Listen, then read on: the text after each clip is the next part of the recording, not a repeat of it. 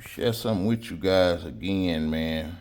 Zoom that in a little bit. When you're dealing with these diffs, guys, make sure you check these washers, man. Make sure you check them. These little shims, they're actually shim washer. Cause I'm gonna tell you what happened on a diff of mine one time, and it was the one that's down in the bottom that's this gear setting on. It swole up, man, to where it was beveled. That little shim was beveled, and it was binding on that pin, man, to where it was binding the diff up. Yeah, that little gear, I call them spider gears, but that gear set on top of it. Same concept, man, but it's that shim's a little bit bigger. But yeah, you gotta know, guys, when you up in some real high speeds, just imagine, man, that thing getting red hot, man, or close to it. But yeah, it had warped it. So it was trying to be warped, but that pin was on it at the same time. So it had this whole thing bind it up, man. Yep. It had it bind it up. So check them, guys, when you break them down, man. Make sure you check that shim in the inside. And another thing to check, make sure you check your bearings. If you roll them around, man, and you can feel it kind of like it's kind of grinding, like, you need to change them, man. Yeah, you need to change them. You don't wore them out. What it is, you got a groove. It's a little bitty marbles, little BBs like in there. Yeah, you done wore a groove down inside it. It's time to change them. Now, another thing, guys, the way I do my diff, you don't want to overfill that, guys.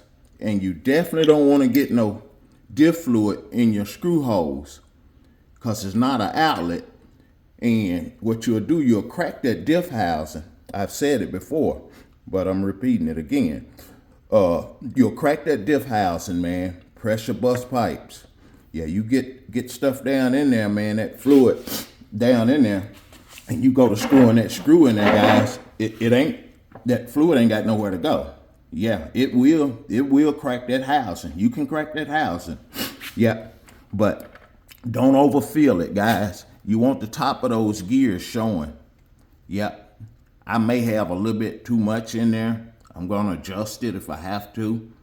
Yep, you gotta let it settle. When you put your fluid in there, move it around a little bit, man. Then make sure you push them gears back down in there, because as you move it around, they're gonna wanna rise up off of that gear. So make sure you take you some, push straight in the center, man. Push it back down in there. Now, the way I put mine on to make sure you don't overfill it, I set that gear down on there. Let me adjust my camera, guys. I set that gear.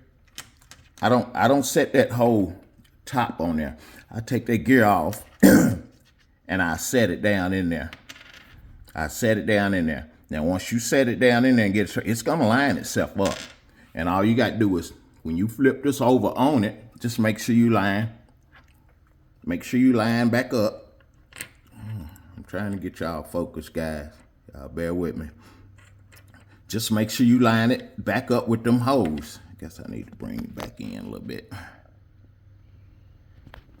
Yeah. But yeah, make sure you line back up with them holes, guys. With that groove. When you set that back on.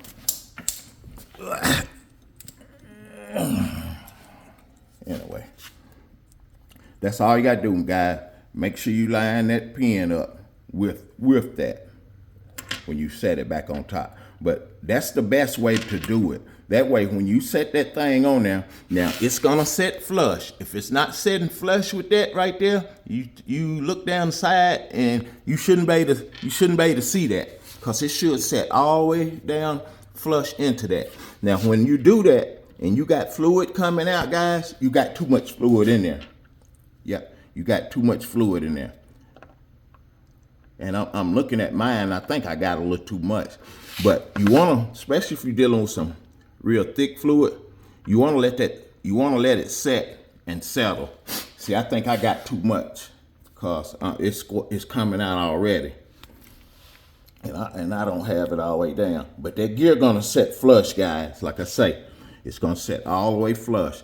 And all you do is turn that cap over, line that pin up. That's the best way to do it, because that way, when you, like I say, that fluid, that'll make sure you don't have too much in there. Yeah. Trying to do this stuff with one hand. But yeah, so I'm gonna get some out of there, because I'm not all the way flush, and it will set flush. I'm not all the way flush, and I got it coming out. But yeah, guys, I just wanted to share that with y'all, man, because it's important not to get too much fluid in that thing, man. Yep, you can't get too much in it. Make sure you got a new gasket to put on there. I'm using 1 million and 20 million. Yeah, but here go that Diff cup, man. That joker cracked right down the center, man. I ain't never seen nothing like that. Yep, I've never seen nothing like that. Cracked in the center. Yeah. But yeah, guys, just wanted to share that a little bit with y'all, man. But yeah, and again, check those bearings.